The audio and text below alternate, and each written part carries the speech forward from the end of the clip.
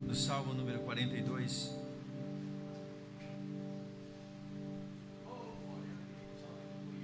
Apenas os primeiros 5 versículos.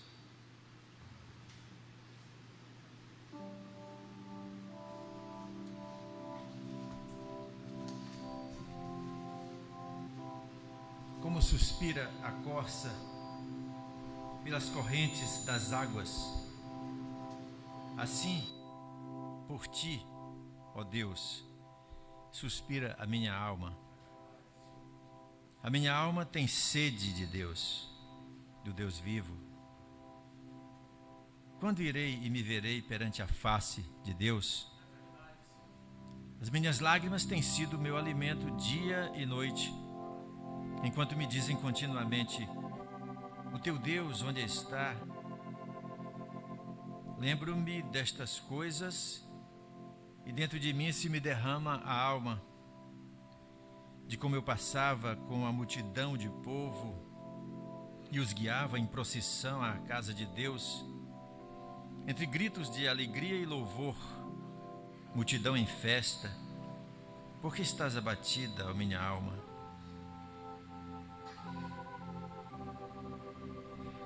Por que te perturbas dentro de mim? Espera em Deus, pois ainda o louvarei. A Ele, meu auxílio e Deus meu. Esta é a palavra de Deus, que Ele aplique ao seu coração nesta manhã. Você pode assentar.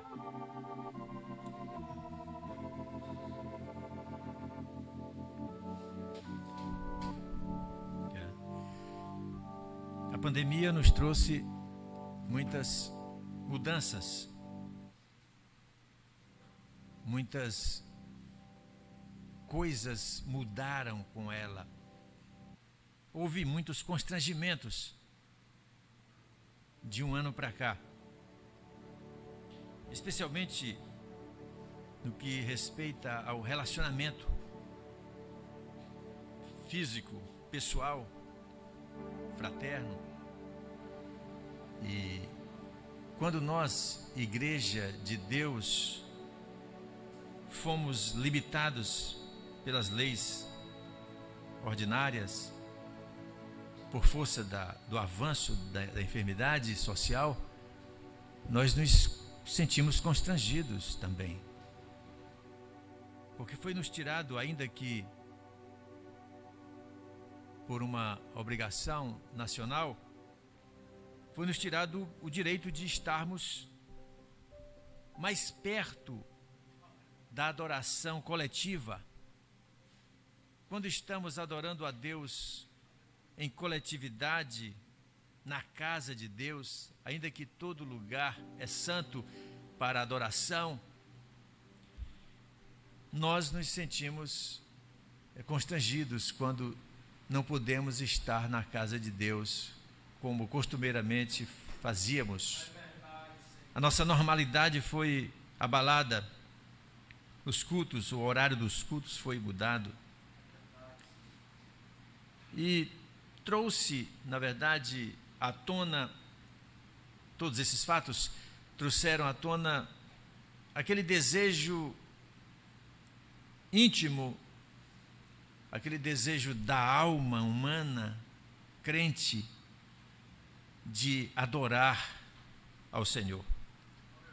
Esse desejo está expresso nos homens e mulheres da Bíblia toda, homens fiéis que serviram a Deus de maneira muito sincera, de maneira espiritual. Por exemplo, quando Jacó estava no val de Jaboque e lutava com um homem vindo da parte de Deus, acredita-se que seja o próprio Senhor Jesus Cristo, ele não queria nada, ele não queria que Deus lhe desse dinheiro, casa, bens, patrimônio, não. Ele queria apenas, enquanto agarrado com aquele ser celestial, apenas que ele mantivesse a comunhão, pudesse manter a comunhão com Deus. Ele disse a ele, quando o homem queria se desgarrar dele para ir, Então ele disse: eu não te deixarei ir enquanto não me abençoares. Então esse é o desejo da alma do crente, que não pode ser privado, que ao ser limitado, ele está, na verdade, limitando a sua comunhão com Deus. O rei Davi disse no Salmo 130, versículo 6: a minha alma anseia pelo Senhor mais do que os guardas pelo romper da manhã. E repete: mais do que os guardas pelo romper da manhã. Então esse é o desejo que está intrinsecamente ligado ao coração do homem. No livro de Jó, num dos seus discursos, no capítulo 23, ele expressa isso de uma maneira aparentemente intelectual, mas é aquele desejo intenso do coração de servir a Deus, de falar com Deus. Então ele expressa da seguinte forma: ah, se eu soubesse onde o poderia achar Deus, então eu me chegaria ao seu tribunal, eu exporia ante ele a minha causa, eu encheria a minha boca de argumentos. O desejo de falar com Deus. E o profeta Isaías reflete isso no capítulo 64, com o seu desejo de que Deus abençoasse a nação de uma maneira presente, gloriosa, manifestadamente gloriosa. Ele diz: ó, se tu fendesses os céus e descesses, e os montes tremessem na tua presença, como quando o fogo inflama os gravetos, quando faz ferver as águas, para fazeres notório o teu nome aos teus adversários, ó, se fendesses os céus e descesses. Esse desejo está presente em todo crente, eu já disse. O Salmo 42 fala desse desejo. Não se sabe exatamente quem escreveu, embora está dito aqui no título que não é inspirado, ou seja, não estava nos escritos originais. Está dito que é dos filhos de Corá. Alguém disse que foi dedicado aos filhos de Corá. Os filhos de Corá têm uma história negativa lá no Egito. Aqui é 1000 anos depois, mais ou menos, quando eles estavam na estrada, no deserto para Canaã. Os filhos de Corá se rebelaram, promoveram uma confusão. Moisés orou e Deus castigou, e a terra se abriu, engolindo uma multidão. O texto fala de 14.000 pessoas. Aqui eles estão restaurados, mas eles nunca deixaram a casa de Deus, está dito também na Bíblia. E eles eram condutores do canto.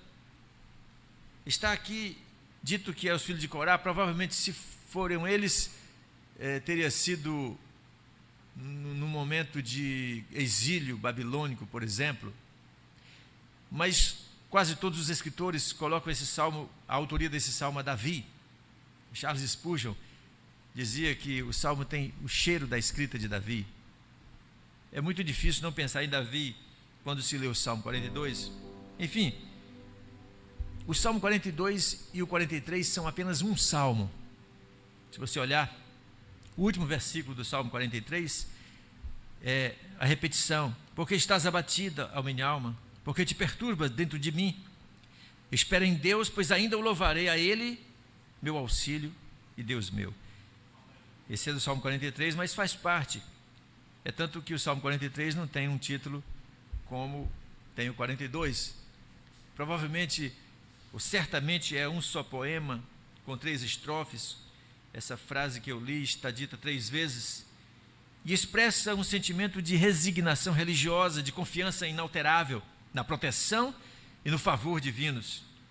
O autor do Salmo, sendo Davi, provavelmente estaria fora de Jerusalém, ou quando ele era perseguido pelo rei Saul, onde teve bastante sofrimento e andou por caminhos desérticos, ou quando na perseguição do seu próprio filho, Absalão, que não durou muito tempo, mas ele foi perseguido, enfim, por algum tempo, e ali passou o sofrimento. Talvez numa situação dessas, em que ele estava mais ou menos, não estava perto, no Jordão, mas estava mais ou menos longe, não muito longe das nascentes do rio, onde ele via cachoeiras, e foi capaz de dizer: um abismo chama outro abismo ao fragor das tuas catadupas.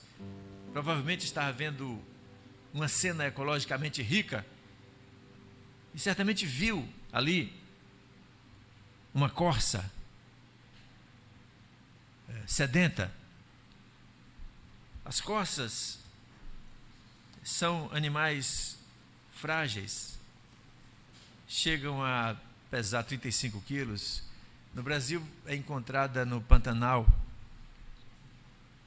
E são animais que estão sempre à procura de água, especialmente quando são perseguidos pelos cães, pelos lobos. São animais frágeis. A gazela, o cervo, a corça, nos lembra seres tímidos, delicados, frágeis, de uma estrutura pequena. Parecem seres, quando olham para a gente, dependentes de amor, de compaixão, e nós, os humanos, nos compadecemos deles, somos atraídos por eles, pela sua delicadeza. Sentimos profundamente quando eles são perseguidos, quando fogem de medo, ou quando passam necessidade. Quando eles correm, perseguidos, a corça exala um cheiro característico que atrai o predador ainda mais, e que ele, na verdade, só vai parar quando entrar em água. Então ela vai à procura de um rio, onde mergulha e fica mais ou menos procurando a profundidade, às vezes o corpo todo debaixo d'água, só o focinho do lado de fora. E então ali ela espera, sabe que os cães não vão chegar. E quando nos países desérticos, onde existem tubulações de água subterrânea, a corça é vista andando em reta, correndo numa reta. Ninguém sabe, se não soubesse que ali tem uns dutos de água enterrados, ninguém saberia por que elas correm tão retas, porque ela tem um cheiro muito apurado, um faro muito apurado, então ela sente o cheiro das águas. Ela vai correndo até encontrar onde a água estiver. Então, quando ela corre, eles se apaziguam quando encontram água. Na Síria é comum você encontrar um rebanho de corças perto das águas, tão calmo que você pode tocar nelas. Assim, como é frágil esse animalzinho, e como ele anseia, suspira por águas, porque está perseguido. Davi se compara a isso. Então ele diz: assim também a minha alma suspira pelas águas, assim como a corça suspira pelas águas, assim também a minha alma suspira por Deus. E a palavra que ele usa é: a minha alma anseia. Na verdade, é o fervor do desejo que está na alma, não é apenas uma ânsia. Alguns tradutores, Lutero, por exemplo, traduz como chora, a minha alma chora por Deus. A versão Septuaginta, a versão grega do Antigo Testamento, e a Vulgata traduzem como desejo, a minha alma te deseja, não é apenas ansiar. A palavra suspirar significa propriamente subir, ascender e então olhar para cima em direção a qualquer coisa, desejar. Refere-se ao desejo intenso da corça no calor do dia por água. Não é apenas ofegar, como seria uma manifestação do próprio animal. Assim é que Davi se compara. Em tempos de dificuldade, ele deseja Deus.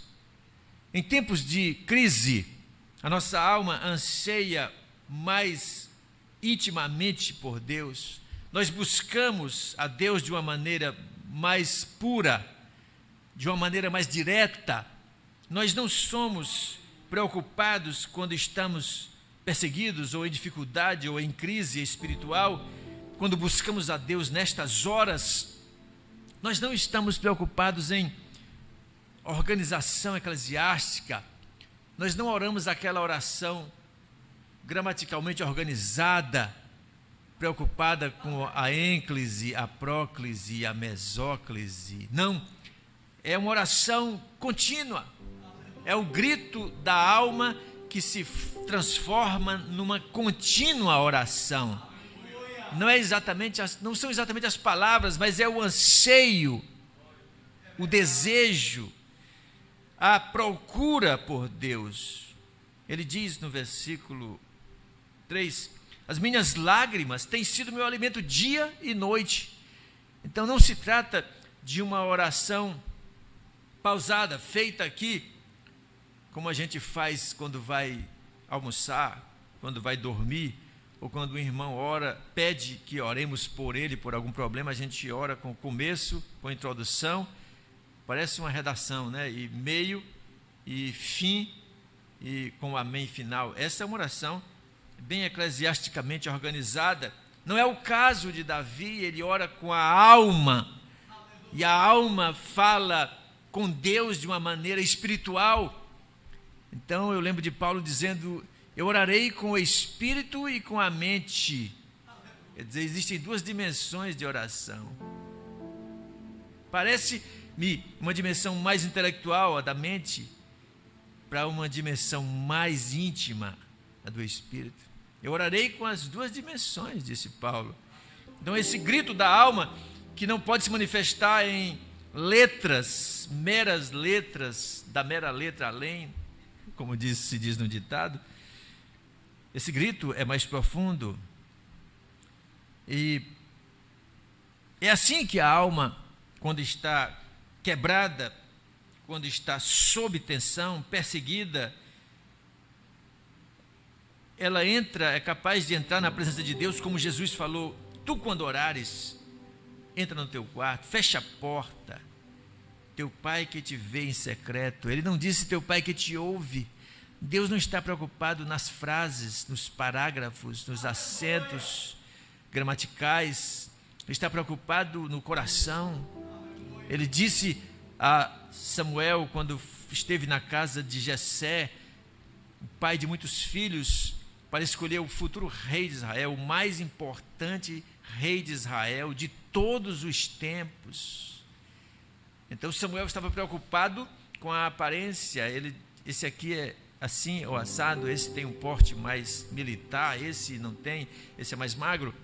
Então Deus falou: você está olhando para a aparência, eu olho para o coração. Então Deus te vê, o teu Deus, teu pai que te vê em secreto. Então, em que pese toda o quebrantamento da alma ao orarmos desse jeito, é infinitamente melhor orar assim. Às vezes a gente não diz nenhuma palavra, às vezes não é possível falar. Como disse, Deus não está preocupado em exatamente ouvir palavras, mas ouvir o coração. Em que pese ser assim, é muito melhor, infinitamente melhor do que aquelas petições costumeiras e ordeiras e frias e mornas, que não vêm de nenhum sofrimento e que não clama por nenhum alívio. Às vezes são bens que pedimos a Deus, são coisas que pedimos tanta coisa a Deus. Há uma frase que eu achei o máximo na definição do que eu estou falando. Aspas: é melhor ouvir um homem que ora como se tivesse algo pelo que orar, do que alguém que ora como se devesse orar por algo. Eu vou repetir. É melhor ouvir um homem que ora como se devesse orar como se tivesse algo pelo que orar, do que alguém que ora como se devesse orar por algo. Nos tempos de dificuldades, nós também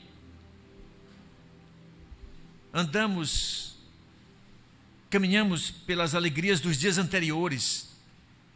A gente lembra, a gente fica lembrando como era o culto antes, como era gostoso aquela conversa depois do culto, sem ter que olharmos para o relógio e dizer, está na hora de ir, porque tem um horário para se recolher agora. Davi está lembrando do tempo em que ele ia, ele agora está impedido disso. Eu lembro do tempo em que, disse ele, eu ia em procissão, sabe aquela multidão em festa, aquele burburinho, aquele converseiro gostoso, conversas saudáveis, alegres, novos relacionamentos, contagem de bênçãos, gente se abençoando mutuamente, gente se conhecendo. Ele disse, quando eu ia à casa de Deus, eu lembro destas coisas, como se me derrama a alma. Olha, como se derrama a minha alma quando eu lembro que passava com a multidão do povo, indo à casa de Deus, entre gritos de alegria e de louvor. Agora, a alma dele está abatida. Ele diz isso porque, na época em que ele foi escrito, o Salmo, o escritor não podia frequentar a casa de Deus, como disse Davi, provavelmente, se era ele o escritor, não estava podendo ir, estava impedido. Então a saudade de estar junto com o povo de Deus é manifesta aqui, porque é essa saudade que nos leva a encontrar momentos de espiritualidade profunda que tivemos, e que isso nos remete a um tempo que devíamos trazer de volta. Ou seja, tudo aqui é lembrado porque aquilo tudo era muito bom, muito construtivo para a alma, muito edificador. Então ele está querendo voltar. Ele diz, eu não posso viver desse jeito, impedido. Quando, Senhor, quando eu poderei? Pergunta ele, porque estás abatida? Sinto, verso 6, diz, sinto abatida dentro de mim a minha alma, lembro-me, portanto, de ti nas terras do Jordão, no Monte Hermon. Versículo 5, espera em Deus, pois ainda o louvarei, a Ele meu auxílio e Deus meu. Faz-nos lembrar também o Salmo 126, quando os israelitas estavam no exílio babilônico, à beira dos rios, de um dos rios, Tigre ou Eufrates, ou algum dos afluentes deles. E então o povo se assentava naqueles bancos de areia, naquelas tardes melancólicas, e contemplava o rio. Somente contemplando, eles não conseguiam cantar. Diz a Bíblia, eles penduravam as suas harpas nas árvores, porque não conseguiam, aquele momento não era de cantar. Porque nem todo mundo consegue se alegrar quando as circunstâncias estão tristes. É uma arte, para não dizer uma coragem espiritual de grande porte. Então os soldados babilônicos, ele diz, os soldados nos pediam canções, pediam-nos que cantássemos para eles, mas como poderíamos cantar, nós que estávamos em terra estranha? A sensação é a mesma de Davi. Davi está com saudade do tempo em que havia toda aquela espiritualidade, naqueles ajuntamentos, naqueles cafés, naqueles almoços, naquelas coisas em que tudo redundava em bênção para a igreja, em crescimento, onde havia adesão de muitos que olhavam por causa da saúde popular da igreja, aderiam à igreja, ao povo de Deus. Então, o Salmo 26 fala disso, da saudade, do impedimento. Como nós cantaríamos, visto que estávamos em terra estranha? eu quero, caminhando para o fim, dizer o seguinte: o anseio por estar perto de Deus se manifesta na rotinização da vida moderna, nos comandos eletrônicos aos quais estamos subordinados.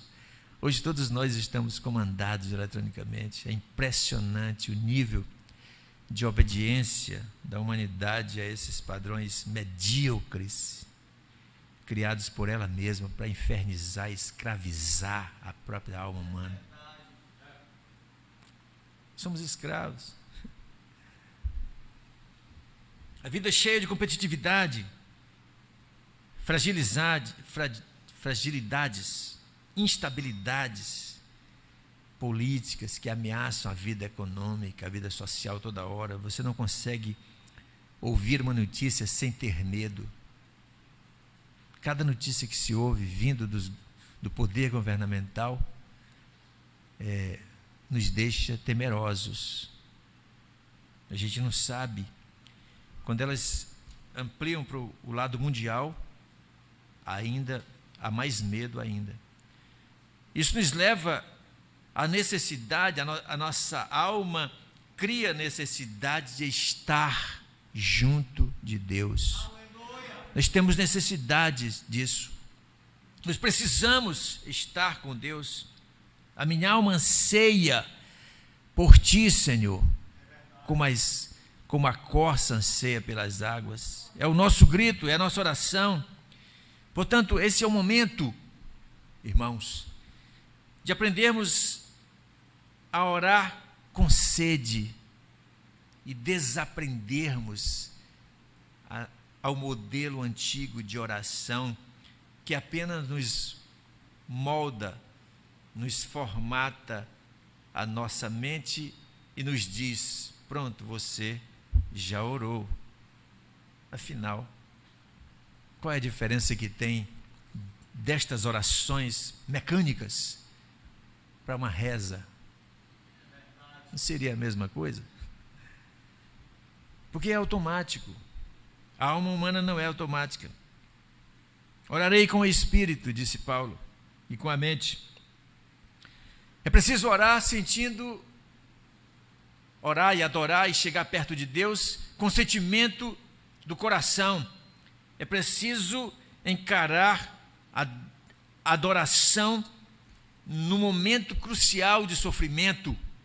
Os momentos de sofrimento, como Davi está passando, servem, sobretudo, para nos conduzir a uma adoração edificante, para conduzir a um novo momento de adoração, para nos conduzir a uma adoração mais direta com Deus. É preciso conhecer, descobrir nesse momento difícil de pandemia, um novo canal que vai nos conduzir a Deus, nos tirando das nossas próprias limitações que nós mesmos colocamos, as limitações eclesiásticas, as limitações de linguagem. É preciso abrir o coração. Os mais belos hinos e poesias foram escritos em momentos de tribulação.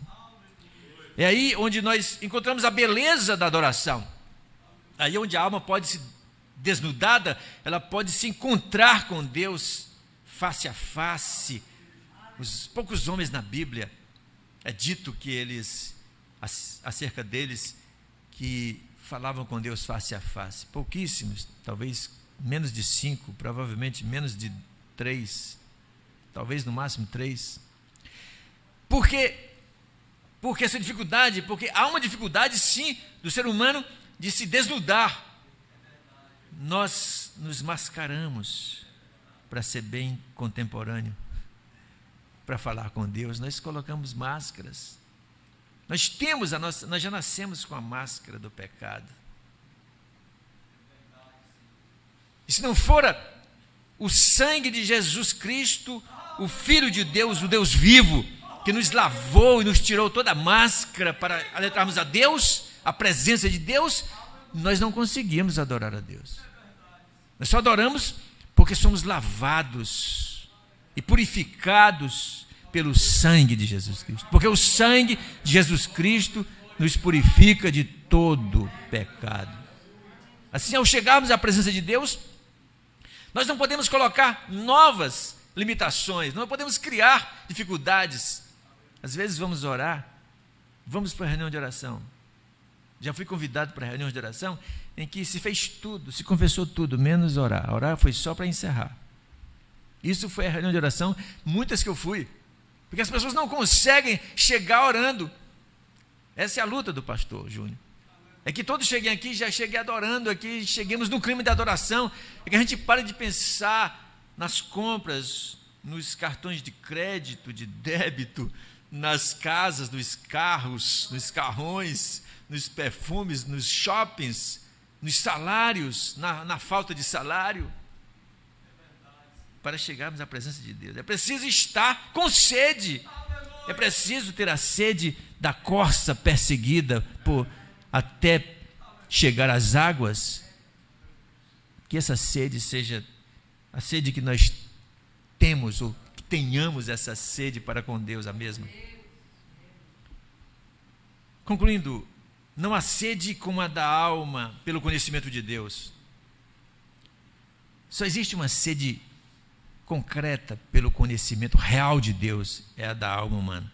Somente o conhecimento e a certeza de Deus e a manutenção do nosso relacionamento humano com Ele podem salvar a alma inteligente e organizada e metódica da insanidade. Pode nos salvar da insanidade. Deus é nossa vida. Deus é a luz do mundo. Ele é a fonte das águas vivas. Ele é o nosso tudo em todos. Eu termino com uma frase que foi encontrada no túmulo de William Rockefeller em um dos cemitérios de Nova York. A frase pertence ao maior teólogo da história, conhecido como Santo Agostinho. Ele disse o seguinte, aspas: nossas almas, ó Deus, foram feitas por Ti e nunca devem descansar até que descansem em Ti. Amém. Deus nos abençoe a todos.